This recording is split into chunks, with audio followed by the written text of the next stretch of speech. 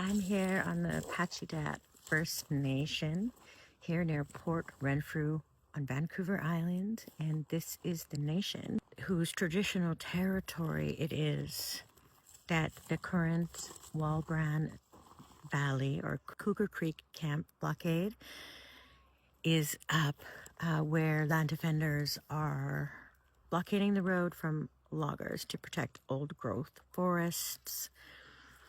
And I met with the leader of the community, Chief Counselor Arliss Daniels, just now.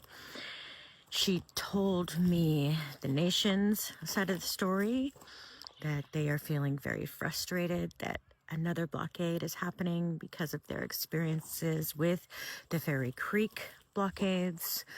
She is concerned about damages to their territory, about maybe possibly garbage being left behind. She expressed concerns for the safety of the blockaders themselves and told me that their nation is a logging nation, that this is their main economic driver. And the area that is being blockaded right now in the Walbran Valley is not an area where they're conducting any logging at this point, although it's their traditional territory.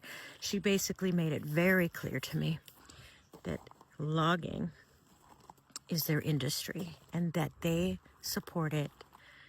They have issued public statements already online asking the blockaders to leave. Thank you so much for speaking with us. The BC Supreme Court has ordered a group of land defenders to stop blocking the road leading into an old growth forest in the Walbran Valley in South Vancouver Island. You were there and witnessed interactions between land defenders and security guards. What did you see?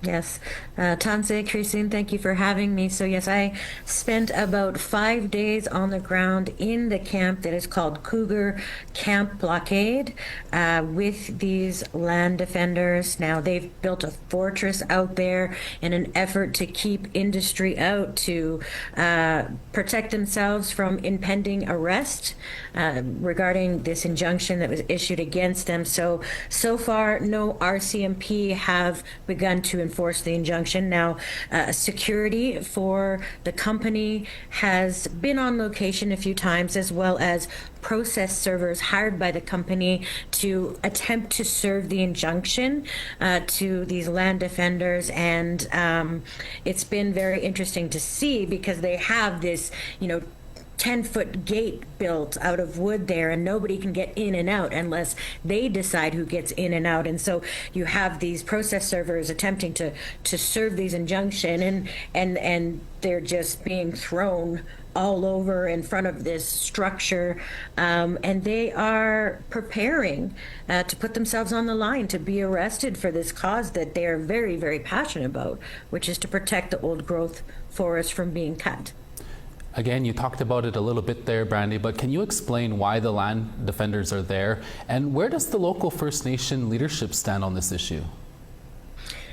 Yeah, so there is an area, it's called, it's along a logging road 44 that is due to be cut down. It contains old growth trees such as cedar and hemlock trees, hundreds of year old trees. Now they're there because these trees play an integral role in the forest ecosystem, and they think that too much of the forests on Vancouver Island have already been cut down.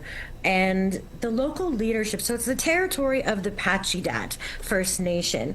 And the Pacheedaht Nation, as their chief counselor told me, is a logging nation. That is their main industry, their main source of income. And they are for logging. And she told me that they have asked the group to leave. On the other hand, there is an elder who's 85 years old. His name is Bill Jones, and he's from the Pacheedaht Nation, and he has been leading this fight to save the forest. He was at the helm of the Fairy Creek protests, and again, he's leading them. He's from Pacheedaht, and he is actually suing his own nation. He filed a lawsuit against them officially in the BC Supreme Court, and is citing that his rights have been violated because he was not consulted or did not give consent to the giving over of the rights to access the resources, which are the forests. Really briefly, Brandy, from your perspective, what has been done to the forest with this clear cutting, and how does it impact the wildlife there?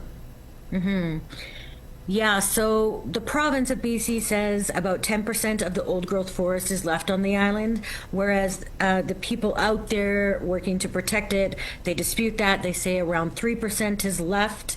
When you look at these maps, these satellite imaging maps that have been made, it's very profound to see, you know, over the last 20 years or so, what remains of old growth forest. It's very, very little when you see it that way.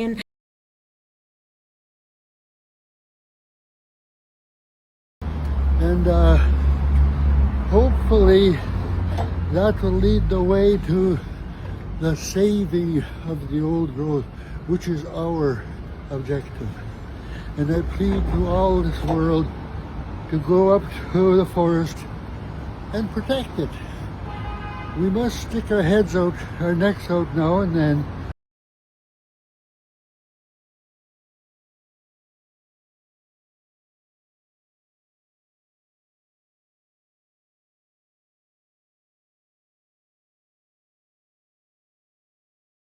Well, the dark green on this map represents the original extent of productive old-growth forests across Vancouver Island around the time of European colonization. Productive old-growth forests being those capable of growing big trees like the ones you see in many of my photographs.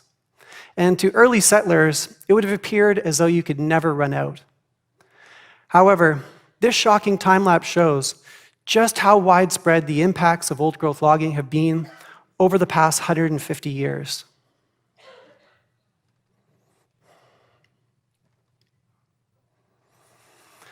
Today, after more than a century of industrial logging, we've lost over 80% of the productive old-growth forests across BC, including well over 90% of the valley bottoms where the biggest trees grow and the richest biodiversity resides.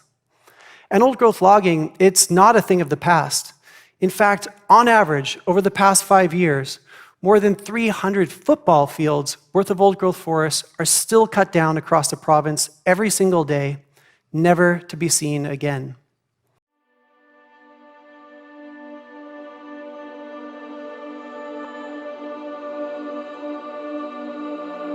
The large-scale industrial logging of old-growth forests in British Columbia is happening right now. It's not something of the past.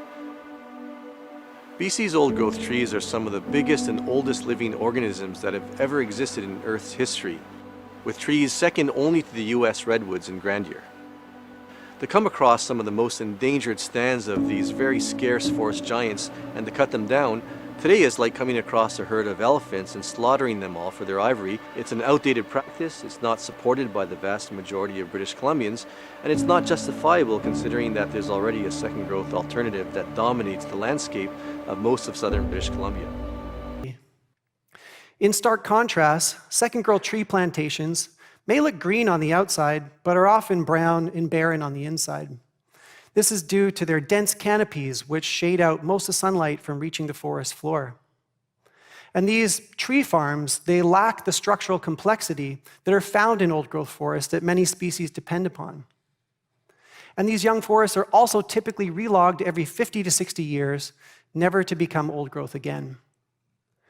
And beyond the environmental impacts, this large-scale conversion of old-growth forests into second-growth tree plantations contributes to the concept of generational amnesia, the idea that each new generation inherits a world that's much different than the one that came before it, but comes to accept it as the new normal.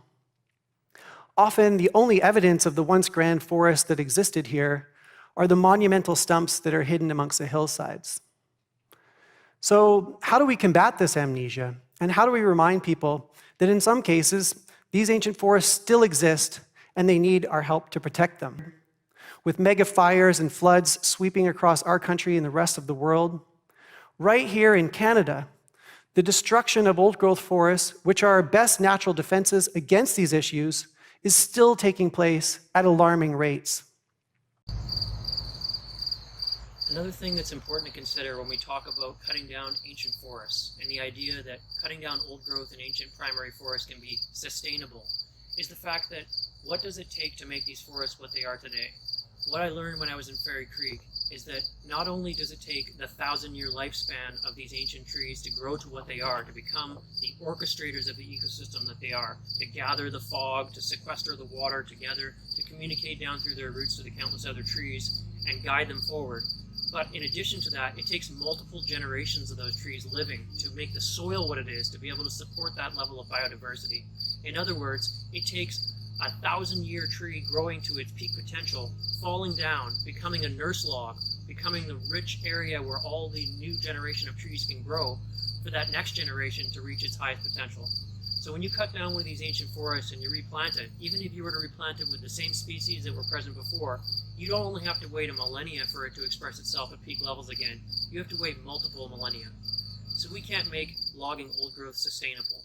We either protect what's left or we destroy it for millennia to come for future generations.